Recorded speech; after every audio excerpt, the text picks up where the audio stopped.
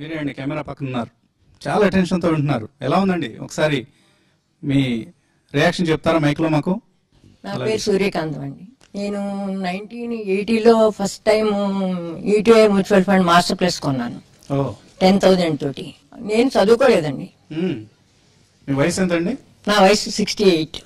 68 years complete. చాలా ఓపికగా వచ్చారు, ధన్యవాదాలండి. ఒకసారి అప్పుడు మా వారు డిగ్రీ చదువుకున్నారు, నేను 4th క్లాస్ చదువుకున్నాను. మా అబ్బాయి అప్పుడు LICలో బ్రాంచ్ మేనేజర్ గా చేస్తున్నాడు. మ్యూచువల్ ఫండ్ అంటే చెప్పెడతాను, అందులో పెడితే పెట్టుబడి పెరుగుతుందని మా వారికి తెలియకుండా కొనుక్కున్నాను. నేను ఎప్పుడో బీరువా తీసినప్పుడు అది కనిపించి నువ్వేం చదువుకున్నావు అని మ్యూచువల్ ఫండ్ కొనుక్కున్నావు, ఈటీఐ మ్యూచువల్ ఫండ్ అని ఎగతాళి చేశాను. అప్పుడు నాకు ఫస్ట్ టైం పట్టుదల పెరిగింది, ఆయనకంటే నేను ఎక్కువ సంపాదించాను.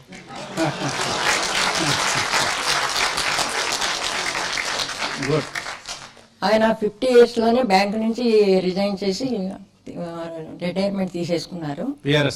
నేను ఇప్పటికీ చేసుకుంటాను. వెరీ ఇన్స్పిరేషన్ అండి, హైలీ ఇన్స్పిరేషన్. మీరు చెప్పిన విషయాలు నేను టీవీలో చూసి షేర్స్ కొనుక్కుంటానండి. 2 రూపీస్ ఇంట్రెస్ట్ వచ్చిందంటే అమ్మేసుకుంటాను.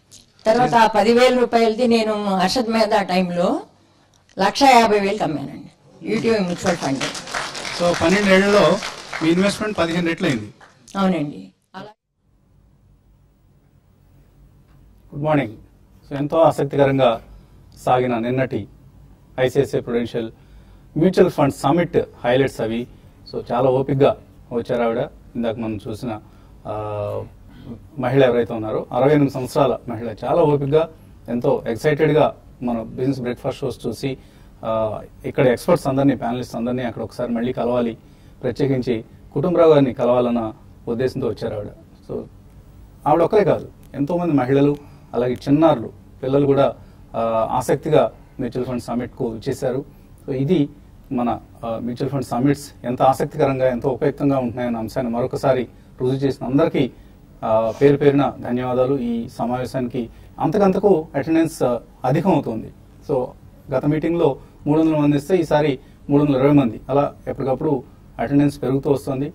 సో రాబోయే మీటింగ్స్ కూడా ఇంతే ఆసక్తిదాయకంగా తీర్చిదిద్దే ప్రయత్నం చేస్తాం. ఇటు TV5 అటు ఐసిఐసిఐ ప్రుడెన్షియల్ మ్యూచువల్ ఫండ్ తరఫున కూడా అందరికీ ధన్యవాదాలు తెలియజేస్తున్నాం. మార్కెట్స్ విషయానికి వస్తే యుఎస్లో లేబర్ డిమాండ్ తగ్గిందన్న వార్తలు గత శుక్రవారం యుఎస్ మార్కెట్స్ను కొంత నిరాశపరిచాయి. యుఎస్ మార్కెట్స్ నష్టాలతో ముగిశాయి. ఆ ప్రభావం ఇప్పుడు ఏషియన్ మార్కెట్స్ మీద కనిపిస్తోంది. అలాగే చైనీస్ డేటా చాలా చాలా వీక్గా వచ్చింది. Factories data purchasing managers index 50 నమోదైంది జూలైలో. ఇది మ్యానుఫ్యాక్చరింగ్ సెక్టర్ సంబంధించి ఒక డీగ్రోత్, అంటే డీసెలరేషన్ అంటారు. సో అది కొంత ప్రభావం చూపిస్తుంటే మరొక డేటా కూడా వచ్చింది ఈ ఉదయం. చైనీస్ మీడియా గ్రూప్ కైక్సిన్ వెలువరించిన డేటా PMI, ఇది కూడా పర్చేసింగ్ మేనేజర్స్ ఇండెక్సే. వీళ్ళు ఇచ్చిన డేటా 47.8 వచ్చింది జూలైలో, lowest level in 2 years.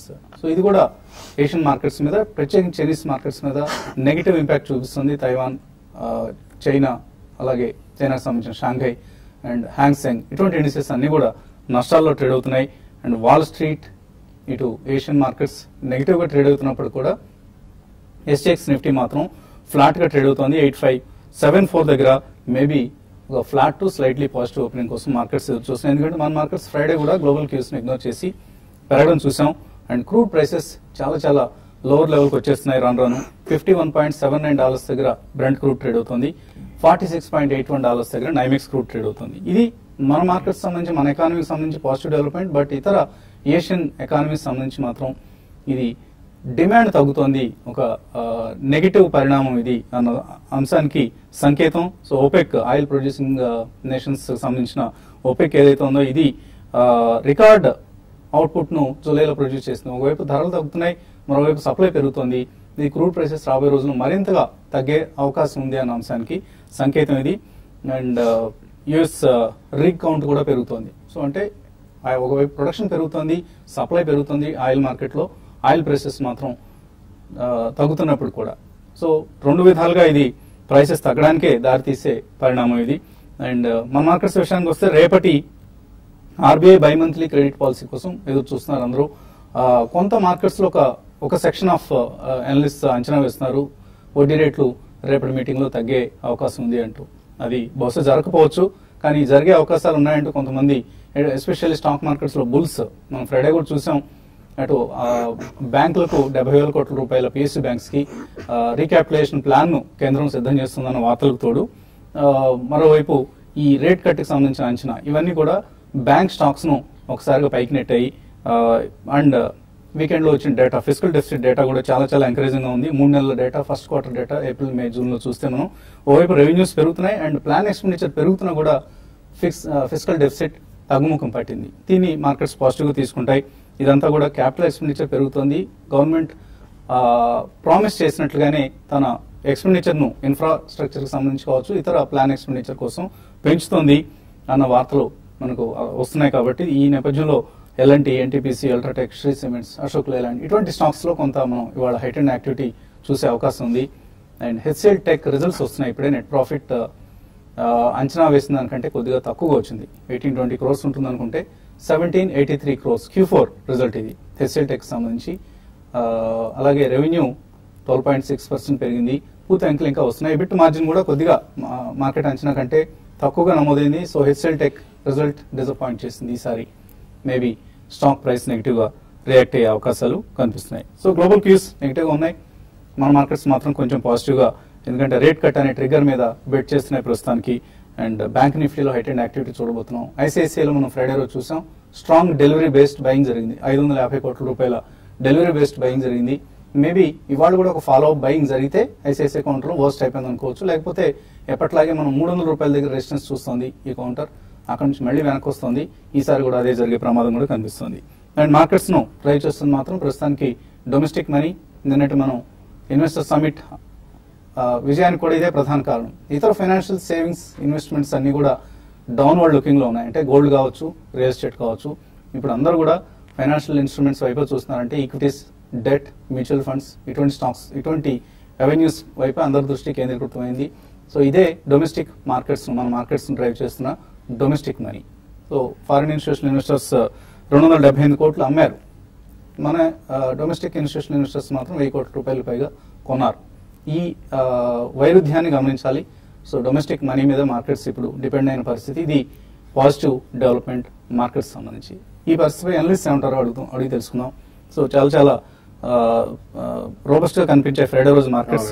But ప్రస్తుతం గ్లోబల్ మార్కెట్స్ వీక్ గా కనిపిస్తున్నాయి. సో మన మార్కెట్స్ వాటిని పక్కన పెట్టి గ్లోబల్ క్యూస్ ని ముందుకు వెళ్తాయి అనుకుంటున్నారు. యా, డెఫినెట్లీ మనకి బయింగ్ అనేది చాలా స్ట్రాంగ్ గా డొమెస్టిక్ మ్యూచువల్ ఫండ్స్ నుంచి ఎమర్జ్ అవుతుంది నెంబర్ 1. ఇదే కాకుండా రిజల్ట్స్ లో కూడా మనం మిక్స్డ్ రిజల్ట్స్ చూసామండి. సో ఈ కారణం వలన నెక్స్ట్ 10 days లో I think most of the result season will be over. దాని తర్వాత రేపు ఆర్బీఐ వాళ్ళు ఏదైనా చర్య చేపడతారా, ఇంట్రెస్ట్ రేట్ కట్ అనేది అది చాలా ప్రధానమైన అంశంగా మారుతుంది మనకి. గ్లోబల్ క్యూస్ మూలన మన మార్కెట్ ఎక్కువగా రియాక్ట్ అయ్యే అవకాశం మనకి ప్రస్తుతం మాత్రం కనిపించట్లేదండి. ఎందుకంటే లాస్ట్ 10-15 days కూడా the same cues and Chinese degrowth అనేది, చైనీస్ డిక్లైన్ అనేది మనం గత 1 or 2 months నుంచి కంటిన్యూస్లీ చూస్తున్నాం. Not only markets including GDP. So మనకి ప్రధానంగా domestic reasons will be the strongest drivers అండి. నెక్స్ట్ 10 days లో వచ్చే రిజల్ట్స్ కూడా రీజనబుల్లీ ఓకే వస్తే మాత్రం డెఫినెట్లీ మనకి మార్కెట్ స్ట్రాంగ్ గానే ఉంటుంది. ఇదే కాకుండా మనకి ఒకవేళ జిఎస్టీ బిల్ డెఫినెట్లీ పాస్ అయితే మాత్రం that will be a huge positive booster.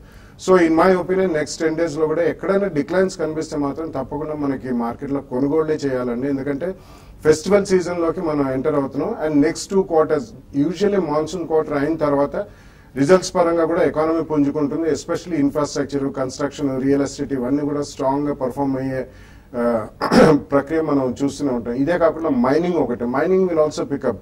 Generally monsoon టైంలో మైనింగ్ అనేది అంత పికప్ కాదండి. సో ఇవన్నీ కూడా పాజిటివ్ ఆస్పెక్ట్స్ మనం రాబోయే 1 or 2 quarters లో చూడగలుగుతాం. కాబట్టి market will be stronger only. So declines లో మాత్రం తప్పకుండా మిడ్ అండ్ స్మాల్ క్యాప్ కాకుండా ఈవెన్ ఫ్రంట్ లైన్స్ లో కూడా ఎక్కడ మనకి చిన్న చిన్న క్రాక్స్ కనిపిస్తే అక్కడ తప్పకుండా ఫస్ట్ ప్రైస్ పాయింట్ లో కొనాలనే చెప్తాను.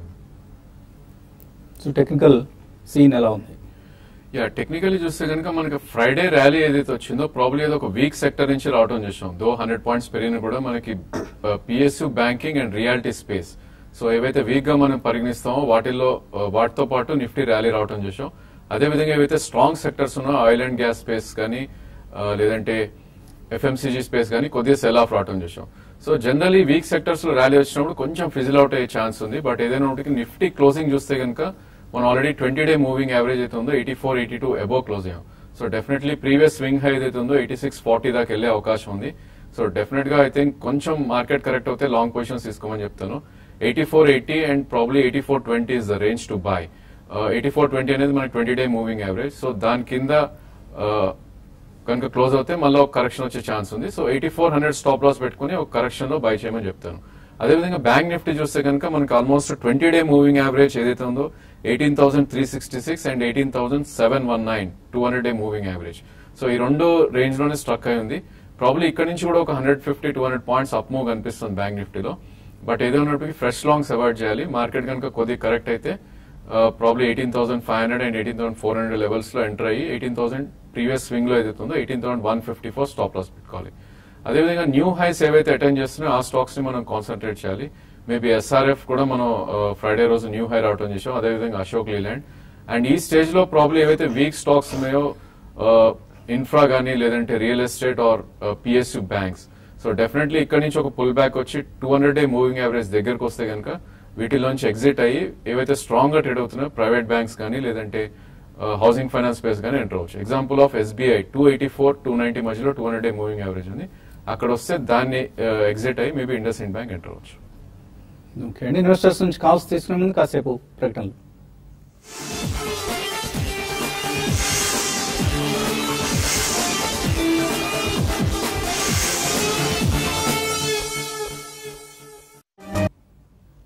సిలికాన్ మొబైల్ సమర్పిస్తున్న బిజినెస్ బ్రేక్ఫాస్ట్ తిరిగి స్వాగతం.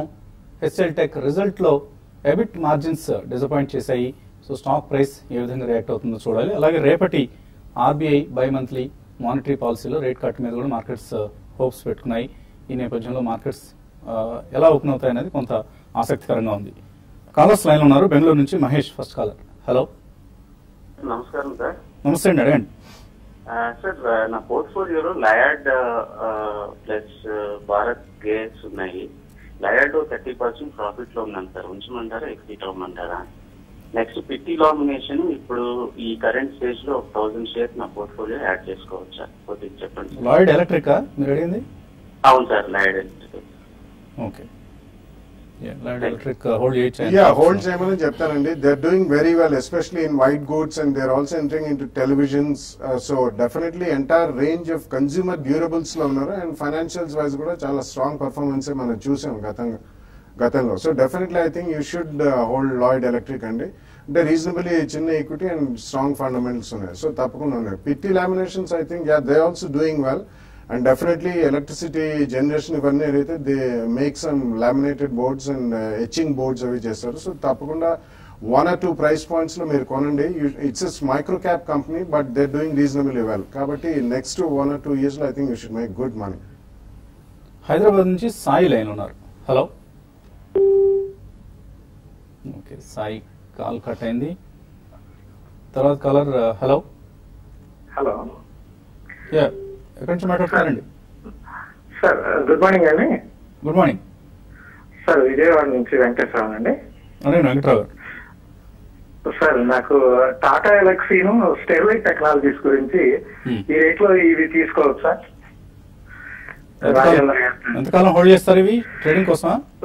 కాదు సార్, మీడియం టర్మ్, అంటే ఒక 1 or 2 quarters ఉంచుదాని. ఓకే అండి, okay. Tata ఎలక్సీ and Sterlite technologies.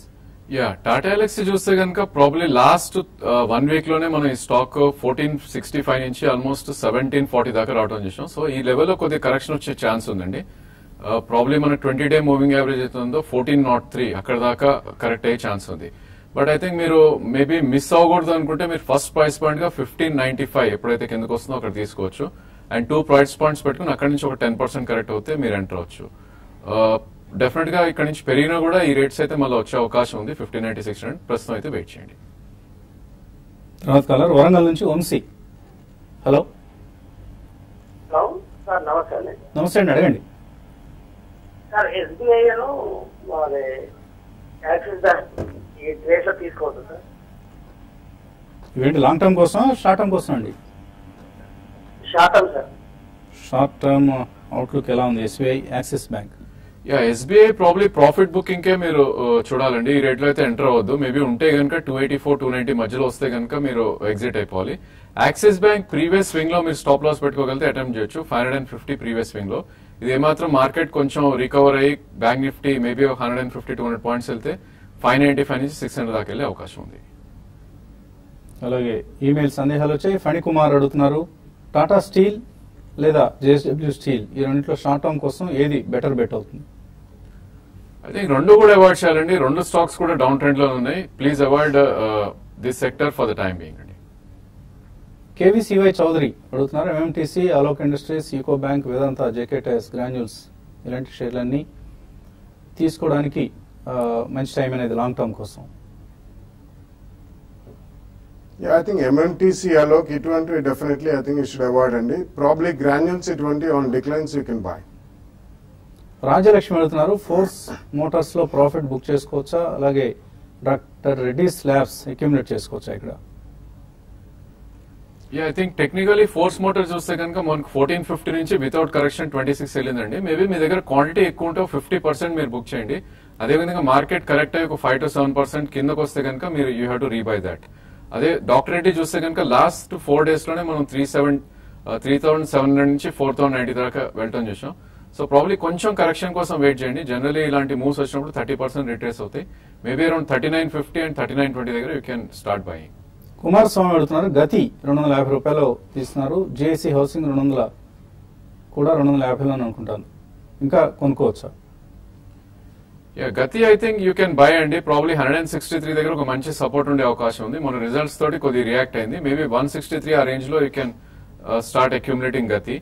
GIC I think for the timing avoid చేయొచ్చండి. బేసికలీ ఇది 200 and 230 రేంజ్ లో ట్రేడ్ అవుతుంది.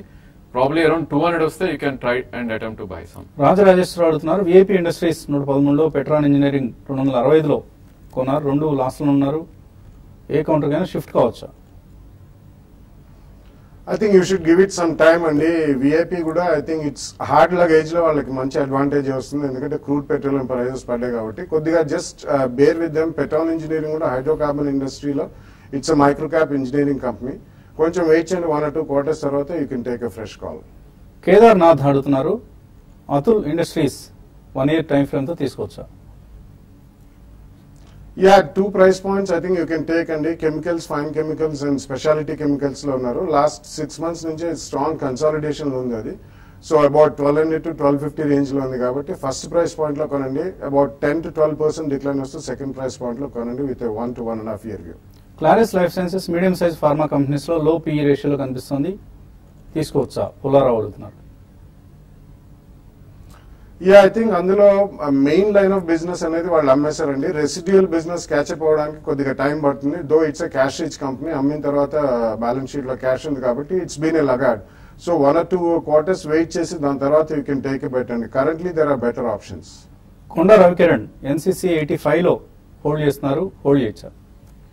యా, యూ కెన్ హోల్డ్ అండి. ప్రాబ్లీ ఇది ఒక ఇంటర్మీడియట్ లో 68, 69 దగ్గరకు వచ్చి రివర్స్ అయింది. So probably you can hold for medium term.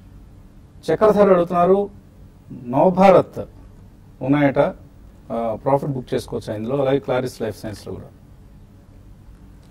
Yeah, profit లో అంటే బుక్ చేయమని చెప్తానండి, ఎందుకంటే ఇప్పుడే చెప్పడం జరిగింది క్లారిస్ గురించి. నవభారత్ కూడా they are majorly into manganese ore and related to steel industry కాబట్టి ప్రాఫిట్ లో ఉంటే మాత్రం తప్పకుండా ప్రాఫిట్స్ బుక్ చేయండి. హెచ్ఎస్ఐఎల్ కొన్నారు, శుశ్రూష 375లో, ఇంకా కొన్ని కొనుక్కొని యాడ్ చేసుకోవచ్చా? కొద్దిగా రియాక్షన్ లో ఉందండి స్టాక్. ఇది ఆల్మోస్ట్ ఇది హై నుంచి 475 నుంచి కొద్దిగా రియాక్ట్ అవటం చూస్తున్నాం. సో ప్రాబ్లీ ఇక్కడ ఒక బాటమ్ అనేది మనం చూడాలి. అరౌండ్ 280 and 260 మధ్యలో you can attempt to buy. Shashikant అడుగుతున్నారు, Gruh finance, LIC housing, Voltamp, transformers తీసుకోవచ్చా ఇక్కడ 2 to 3 years కోసం? Yeah, 2 to 3 years I think Growth Finance is definitely a good company అండి. Voltamp I think you should wait for some more time, ఎందుకంటే majorly transformer industry అంతా కూడా ఇంకా పుంజుకోవడానికి రెడీగా ఉంది. బట్ 1 or 2 quarters తర్వాత కూడా తీసుకోవచ్చు. there is no hurry in it. Janga Krishna Reddy Vijayawada నుంచి 5,000 షేర్లు తీస్తున్నారు, ఎన్ఎండిసి 115లో, హోల్డ్ చేయొచ్చా? No, definitely no అండి. Probably all metal and metal related stocks అన్ని కరెక్షన్ లో ఉన్నాయి. కొద్దిగా పుల్ బ్యాక్ వచ్చి ఏమాత్రం ఈ ప్రైస్ వస్తే ఎగ్జిట్ అయిపోండి. ఇంకా మెయిల్స్ చాలా మిగిలిపోయాయి, సమయం కూడా మించిపోయింది. ఇది ఇవాల్టి సల్కాన్ mobiles business breakfast show. Smart investor మధ్యాహ్నం కార్యక్రమంలో మళ్ళీ కలుగుతాం.